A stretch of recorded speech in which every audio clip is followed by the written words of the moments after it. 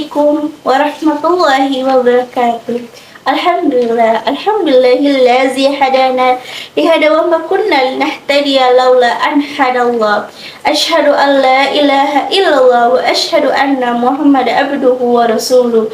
Wassalatu wassalamu ala habibillah Muhammad bin Abdullah wa ala alihi wa ashabihi wa man wala amma ba'du. Fa usikum wa iyaya bittaqullaha faqul fazal muttaqun wattaqullaha haqqa tuqatih wa la tamutunna illa wa antum muslimun. Qala Allah ta'ala fil Qur'anil Karim. A'udzu billahi minasyaitonir rajim. Bismillahirrahmanirrahim. Ya ayyuhallazina amanu taqullaha wattaqu ilaihil wasilata wajahidu fi sabilihi la'allakum tuflihun. Yang terhormat kepada dosen pengampu mata kuliah bahasa Arab, Bapak Febri Priyo Yudanto SS, serta seluruh teman-teman mahasiswa yang saya cintai dan banggakan. Bismillahirrahmanirrahim. Segala puji hanya milik Allah Subhanahu wa Ta'ala semesta alam. Sudah merupakan sebuah kewajiban bagi kita untuk memanjatkan puji dan puji hanya kepadanya, karena atas rahmat, kasih sayang serta izinnya lah yang masih diberikan begitu banyak nikmat, baik itu nikmat sehat maupun nikmat waktu luang yang terkadang kita lupa untuk mensyukurinya. Salawat serta salam semoga senantiasa tercurah terlimpahkan kepada baginda Rasulullah, Nabi kita Nabi Muhammad SAW, manusia yang akhlak paling mulia, yang sudah sepatutnya kita telusuri dan kita contoh segala amal perilakunya di atas segala idola yang saat ini. Karena atas dakwah beliaulah kita dapat merasakan indahnya Islam hingga saat ini. Terima kasih sebanyak-banyak ya saya ucapkan kepada Bapak dosen pengampu mata kuliah bahasa Arab yang telah memberikan kesempatan bagi saya untuk menyampaikan pidato singkat dalam perkuliahan kali ini. Insya Allah saya akan membawakan sebuah pidato yang bertemakan pentingnya kesehatan mental bagi generasi muda. Bapak dosen dan teman-teman yang saya cintai, alhamdulillah yang sudah kita sudah melewati masa pandemi ini. Tapi kesehatan tetap menjadi nomor satu bagi kita. Yang dimana kita pernah lewati pada masa protokol kesehatan ini. Protokol kesehatan itu cuci tangan, pakai masker, jaga jarak 1 meter. Semua dilakukan dengan tujuan menjaga imunitas dan kesehatan fisik. Hampir semua tempat dan aktivitas tak luput dari protokol kesehatan. Dari acara pernikahan yang paling ramai dan besar, bahkan sampai warung kopi di ujung jalan pun sepi dengan pembeli. Bahkan sampai roda ekonomi Indonesia sempat sementara dibuat berhenti untuk apa? Untuk menjaga kesehatan fisik dari seluruh lapisan masyarakat. Walaupun dengan risiko besar yang harus kita ambil. Kira-kira sampai sejauh itulah usaha pemerintah untuk menanggulangi pandemi yang kita lewati berefek juga langsung pada kesehatan fisik ini. Bapak dosen dan teman-teman yang saya cintai, kita harus mengakui bahwa selain berefek kesehatan fisik, masa pandemi itu juga bisa berdampak pada kesehatan mental. Tentunya hal ini dapat disebabkan berbagai alasan, mulai dari perasaan yang lelah secara mental, karena harus beraktivitas melalui secara komputer yang secara terus-menerus. Di mana kita tahu bahwa selama pandemi itu pemerintah menggerakkan di mana peraturan untuk seluruh pendidikan atau sekolah dan perkantoran atau pekerjaan itu melalui yang namanya daring ataupun online. Bahkan rapat negara besar pun dilakukan secara online ya.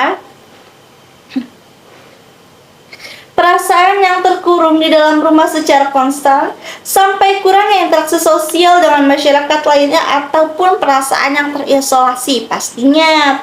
Hal ini tentunya berdampak kurang baik ke kesehatan kita, berdampak langsung ke kesehatan mental kita, dan berdampak tidak langsung ke kesehatan fisik kita. Karena seperti yang kita ketahui, kesehatan mental terkait dengan berhubungan kesehatan fisik, sehingga keduanya harus dengan kondisi yang prima untuk memperoleh imunitas yang baik, terlebih lagi pada masa pandemi COVID-19 yang kita pernah lewati pada masa lalu, pada masa itu.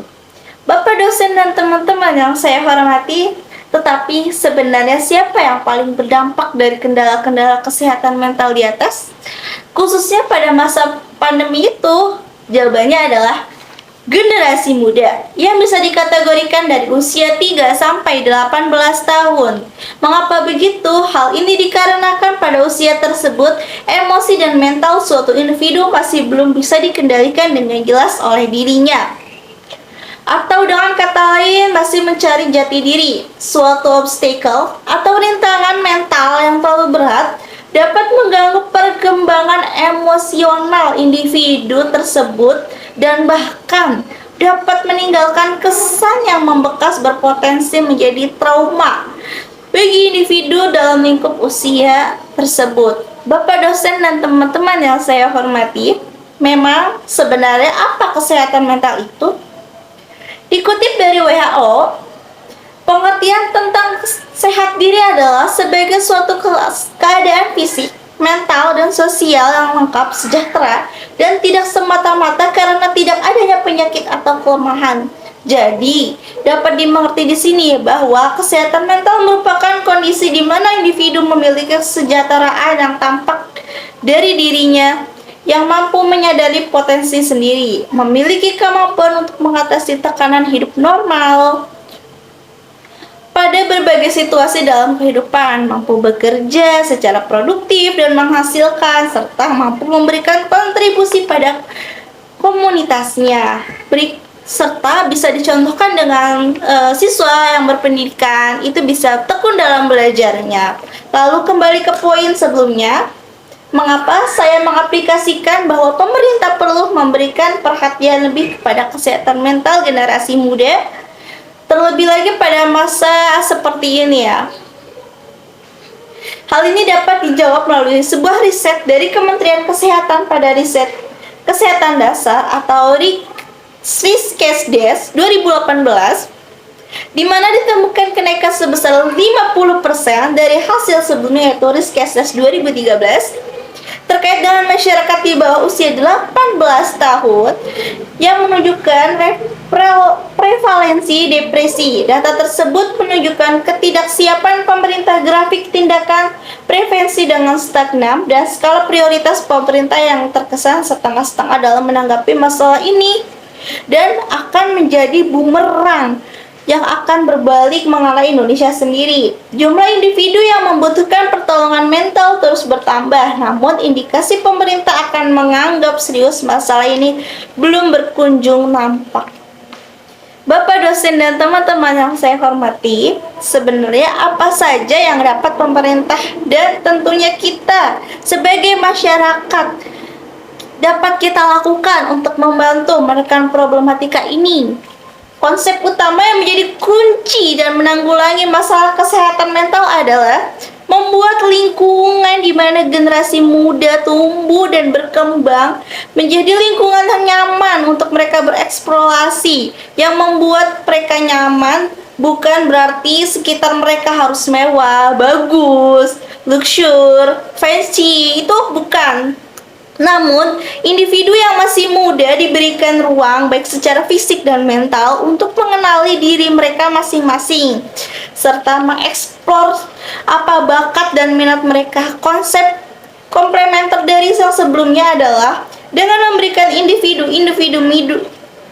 muda ruang untuk bercerita, dan ketika kita sebagai pendengarnya, dengan begitu mereka tidak akan segan untuk meminta bantuan kita merasa mengalami masalah, baik itu masalah eksternal maupun masalah internal di dalam diri. Dan berikut Bapak dosen dan teman-teman saya hormati, berikut sekiranya seperti pidato singkat yang saya dapat sampaikan. Semoga kita semua dapat membentuk para generasi muda dengan mental yang sehat, jujur, dan beriman. Suka atau tidak, generasi muda lah yang akan menjadi tulang punggung Indonesia di masa mendatang.